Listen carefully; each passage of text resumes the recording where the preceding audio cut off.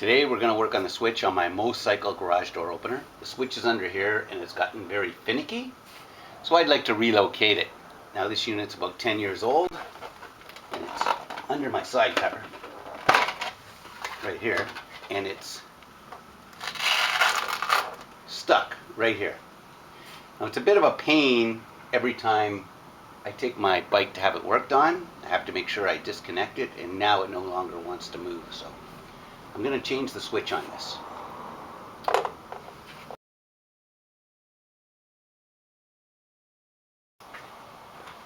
Now, I've done this a ton of times in other videos, but this, to get the seat off on a shadow, the first bolt here is 8mm.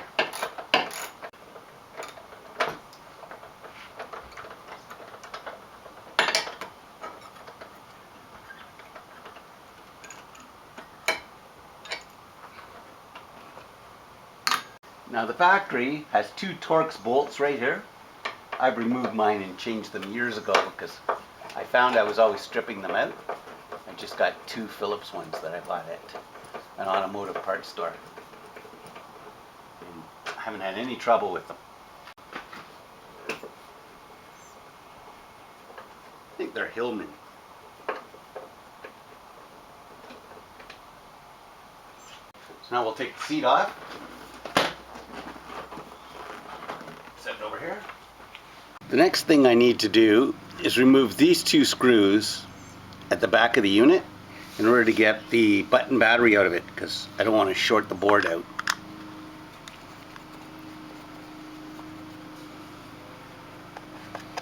Neighbor's cutting the grass.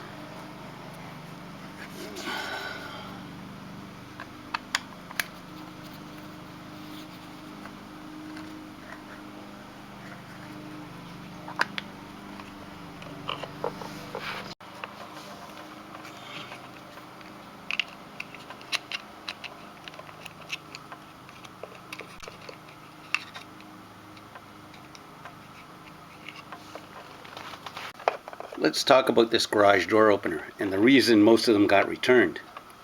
To program it, you press this button, and if it didn't program, you're out of luck. They didn't tell you that you could take the cover off and program it with these three buttons, and it was this button here under my thumb that allowed me to program it to my garage door opener, because I was so close to returning it, and then I read a thread on Reddit. So if you can't program yours, make sure you use these three buttons inside. Well, here goes nothing. I'll cut it where I can reconnect it if I have to. And this is why we took the battery out, so that there's no chance that I'm going to short the circuit board.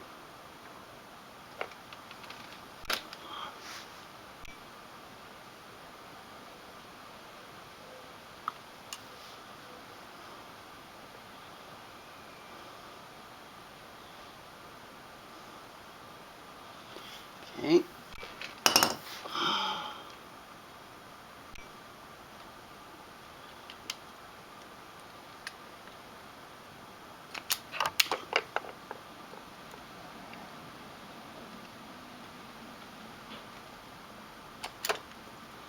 All right. Now we can do a test.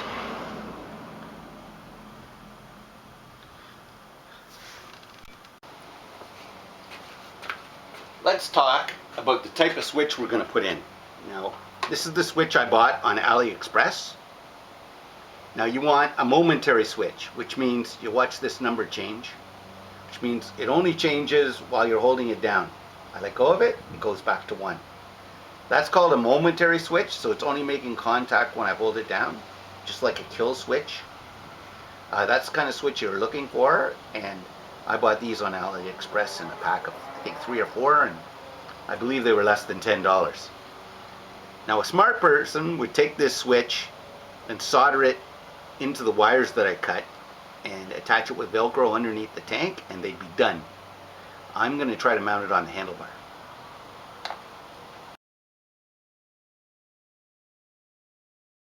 Okay, time for a proof of concept. I put my button battery back in. I've taken the wires and reattached them to a length of 20 gauge. that I bought on AliExpress.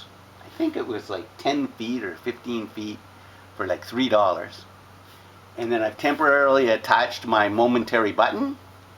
Now my bike is in the way of my garage door, but the lights will flash on my garage door opener if this works, and you'll hear them.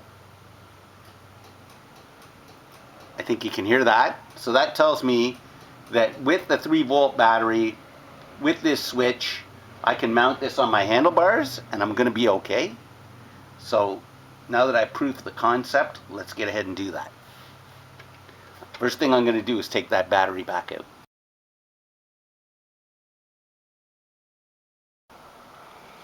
Well, those are my soldering skills. Now we're going to put the heat shrink over top of it.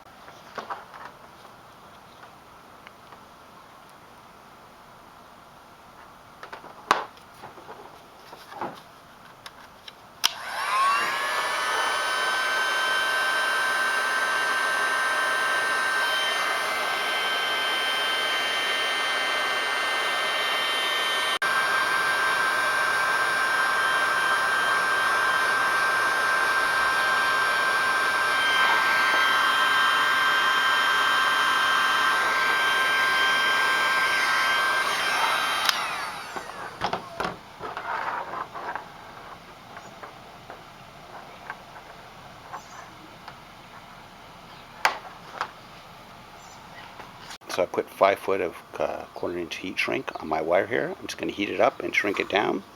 Even if it doesn't go tight at both ends, it'll provide some protection.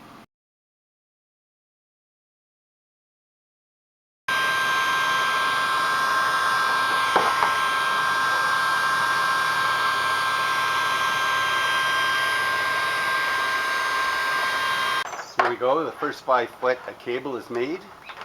I have 10 foot of heat shrink, so I'm sure it's enough, and this will keep the weather out. I think it's pretty great. Now you could use any kind of switch you want, but I have one that goes here, and I think that'll be perfect. And it was for my fog lights. Now I've wired my fog lights on all the time. When I'm on low beam, I found this switch kind of redundant, so I just connected it directly inside the headlight. But I kept the switch, and it'll be perfect for the garage door opener. Okay, these are 5mm Allen key. Let's remove them.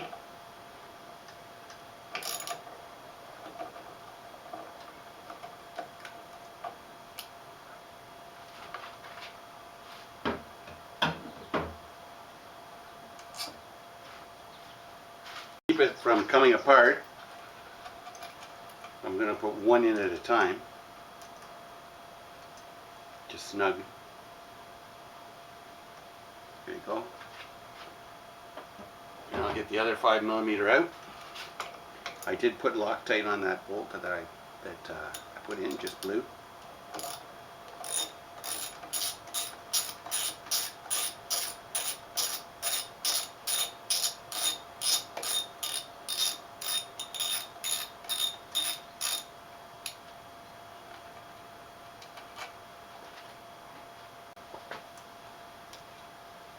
Spacer in, the bolt, and like I said, this was all part of the factory Honda headlight setup. But there are a million different switches you can buy on AliExpress. The kill switches for everything that you could do this with.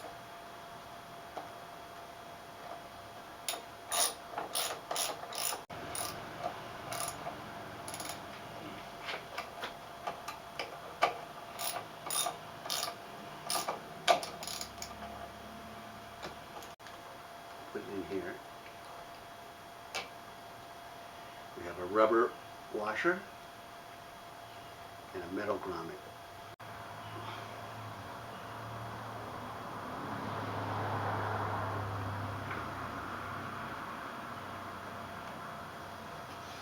I'll test it with a meter to make sure. I have the meter here and I'm testing to make sure that it works. And it does, so we can keep going. Hope you can see, this is my factory mount left from my headlights. Here's our switch, just as the factory mount was. And I've tie wrapped it in here. So I've tie wrapped it there, and I fed it through the other mounts all the way down to here. Now we have to slide the tank back so we can slide it under the tank. This bolt with a 12mm socket has to come out.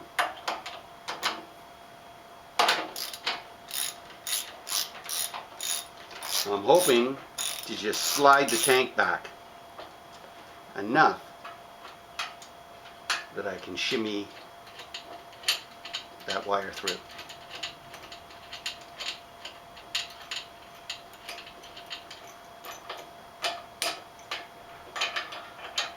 Just because I don't want to redo the electrical wiring on the speedometer. Slide her back a bit. There you go. I think we can get underneath it now.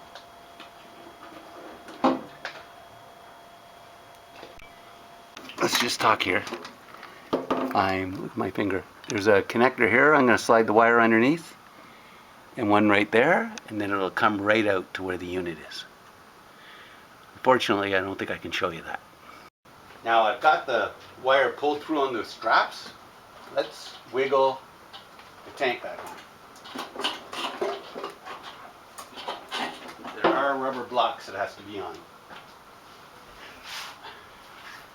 I want to make sure I'm there. I'm above on this side.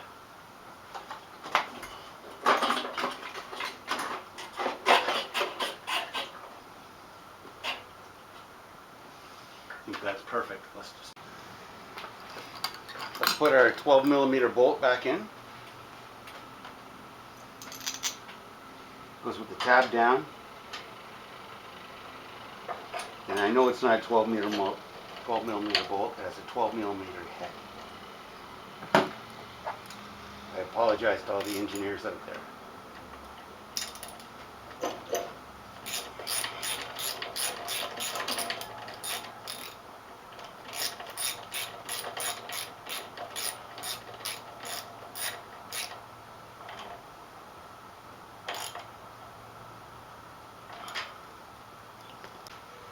There's a vent tube here that can get popped off. And it is, where's it go again? Right here.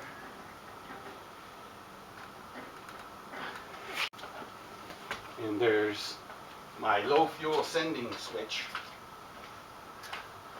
which can pop off. And it is.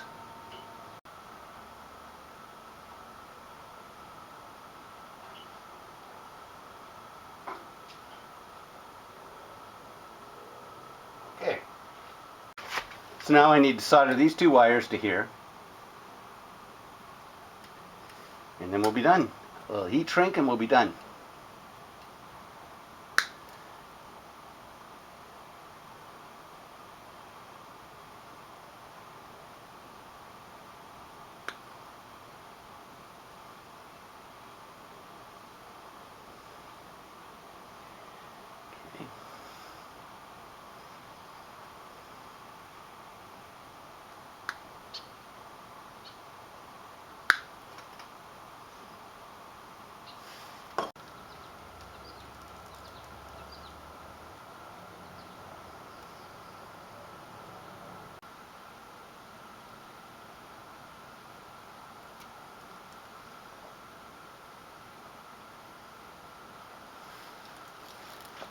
So I put heat shrink on those. Now I'm going to cut the tie wraps and slide the second piece of heat shrink over top, and we should be done. These are just tie wraps I put on, and I will replace them. I left them on because it held everything in place.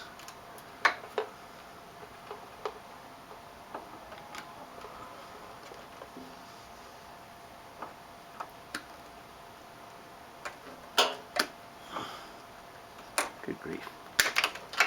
There you go. So I've run the wire underneath through all the tie wraps. I've soldered and heat shrink this connection together so we have our complete unit.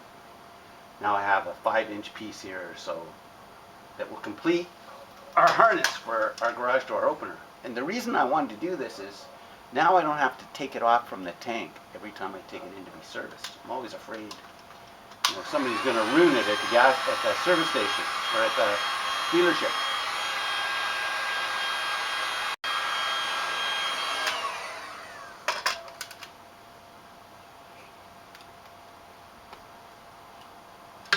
Let's put the button coin in and make sure it works.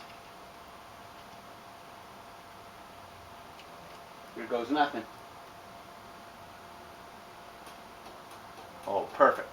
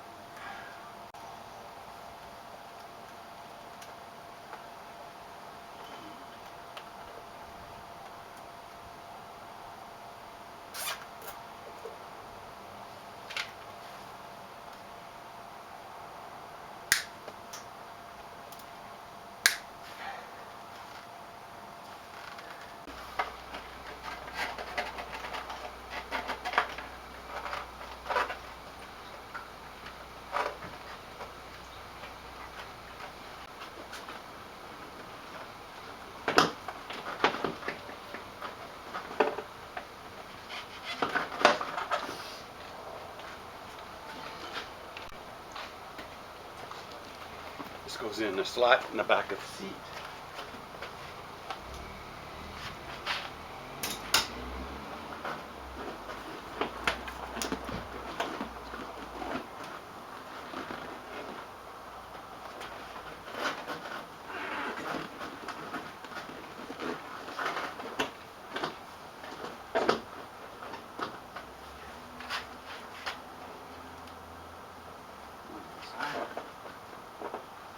Okay, we're ready.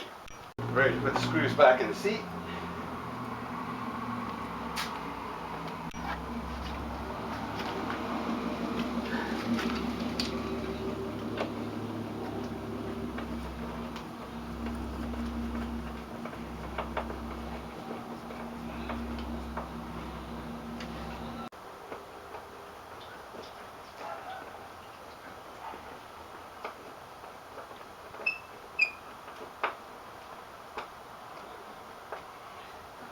Let's just see if this was worth it.